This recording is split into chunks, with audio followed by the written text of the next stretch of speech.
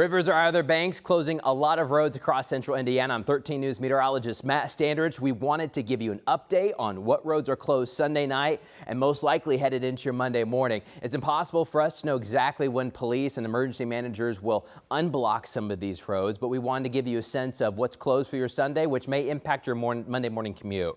So this is a look at the travel advisories, and then I'll show you some of the specific roads where you see the counties highlighted in either yellow, travel advisories, orange, travel watches, next one up, or red, travel warnings, next threat above that. There are a lot of these roads inside these counties that are closed, but not every county, if you're not highlighted, you still have some road closures as well. So we wanted to take a closer look how your Monday morning could be impacted as of when we're taking a look of your Sunday night. So the advisories are still going to be out there, but we wanted to show you there's a lot of road closures, and the ones that we're going to touch on are just a few. There's no way we can go over all of them because there's hundreds, right? And we're mainly taking a look at a lot of the U.S. highways and even state roads across central Indiana because those are the ones that we can get a little bit more information a bit easier. But there's a lot of these, county roads and some of these rural roads that also have some big impacts. So you can see a lot of the purple that's on the map. We're going to zoom in to some of these. I want to start in one of the biggest problem areas, and that is Bartholomew County, the Columbus area. We've got State Road 46 is closed right through I-65. And Jack, here in a moment, whenever you're ready, go ahead and play some of the video. We've captured some NDOT video throughout your Sunday showing you State Road 46. Check this out. This is what 46 looks like there coming into Columbus. You can't pass by. In fact, we've got police there right in the center. I know the screen is kind of small there, but then there are some vehicles that approach the cop and then have to turn right back around. And just look how high this water is. In Columbus, we've got a couple different things going on. We've got the Driftwood Creek and the Flat Rock River coming in, and they kind of join together on the west side of downtown, and to the south it all becomes the East Fork White River. So a lot of different rivers, and they are all completely out of their banks. We've even had some flooding at times on 65.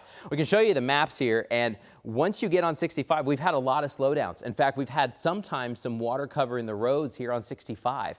Now that's kind of a temporary thing. We think by Monday morning that shouldn't be as much of a case, but we'll have to see. Just be on the lookout on 65. If you take this busy stretch of interstate, there could be some water on the roads. Right there at State Road 46, the water is just kind of kissing the bottom of the overpass for the interstate. So we're really close there, but it's closed there even on the other side of the interstate a little bit too. And then we take you to State Road 11 as you're going south. So when we're looking at that camera, we're kind of looking in here. But then when you try to turn right, the cop was situated about here-ish. So that Jonesville Road, which is also State Road 11 all the way to Garden City, that is also closed. So Columbus is kind of a bottleneck on the southwest side. That's where the river is. Then we head a little bit farther north, US 31, there between Franklin, here's Franklin, and here's Edinburgh. You got the outlet mall. We've got US 31. This is a big deal. You're going to have to hop on the interstate for 65. Get off at the Edinburgh exit and head to the Franklin exit. A lot of folks try to bypass the interstate using the US 31.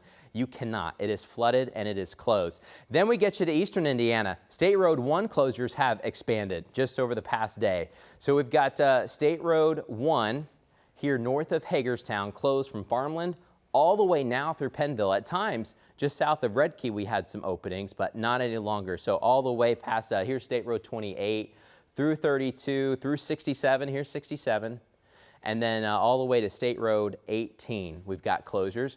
Then we want to take you farther to the south and west. We're taking to Brown County, which at times have had that state of emergency. And this is not encompassing all the roads that are closed too. The data that's most easily accessible are state roads from NDOT. And we are closed. They're coming out of Nashville, there by Camp Roberts, all the way this, beautiful drive here, there on 234. But past Pikes Peak and Story and headed in Christiansburg, we do have that closure as well that we have to get to. Then we go to the north and west. This is north and west of Monrovia. Here's Monrovia. Here's Mount Zion. You've got State Road 42 that comes to I-70. Little Point to Crown Center, we're closed. And then here's another look at that Brown County one. This is State Road 135 coming in through Camp Roberts. Then we take you to Bedford. We've got some problems here right at US 50 and State Road 37. They kind of combine at one point, and then you've got 16th Street headed into Bedford. We've got closures here. Here's State Road 1 It's hard to see. 158, I believe, they're coming in towards Eureka. We've got some closures there as well. So bottleneck on the west side of Bedford. I know this map's keep going everywhere, right? Now we take you to Fayette County. Here's Connorsville. You're headed south, and we do have road closures there along State Road 121, but we've also had more closures there on the north side of Connorsville. We've got the Whitewater River that's way out of its banks. As of yesterday, it was a quarter mile outside of its banks, flooding a lot of this farmland. So don't be surprised in and around Connorsville if you're going to have some delays as well. And then we get to not necessarily flooding, but road closures due to tornado debris still. They're cleaning up Lafayette Road. We still have closures there. This is a big bottleneck, you guys, from Traders Point, and a lot of folks here on the east side of Brownsburg will use this because you can take Raceway Road to Wilson Road and Traders Lane and then hop here on Lafayette Road and hop on the interstate. This is a big access point for the interstate for Traders Point and the north side of Brownsburg. For now, you're going to probably have to take 71st Street and go all the way around. Maybe just even use 465 and connect with there towards 86th Street to come into the north side of Brownsburg. So there's not much information yet on when that may be reopened. So we've got a lot of closures to talk about. Remember, Bartholomew County, a lot around Columbus. A lot of roads are closed there in Brown County. The big one is there along the state road just south and east of Nashville. Bedford, we've got problems. We've got problems there from Kennard. This is just south and west of Newcastle. Here's Newcastle in Henry County. We've got some state road closures there. Then we take you farther to the north from Randolph County, headed to Jay County. A lot of closures there along State Road 1. Here's Connorsville going in from Fayette County into Franklin County. And then in northwestern Morgan County, a lot of times Morgan County has been under that travel warning that's been downgraded for your Sunday. We're starting to see the water slowly go down, but still a lot of roads are closed. And once again, these aren't all the roads that are closed. Just be advised, you know, you may even want to check Apple Maps or Google Maps before you're headed on out, because sometimes they've got some extra closures on there when you're getting to the nitty gritty and some of these county roads. And so check that out. The reason why we've got the roads closed is the water is high. Look at some of these river levels.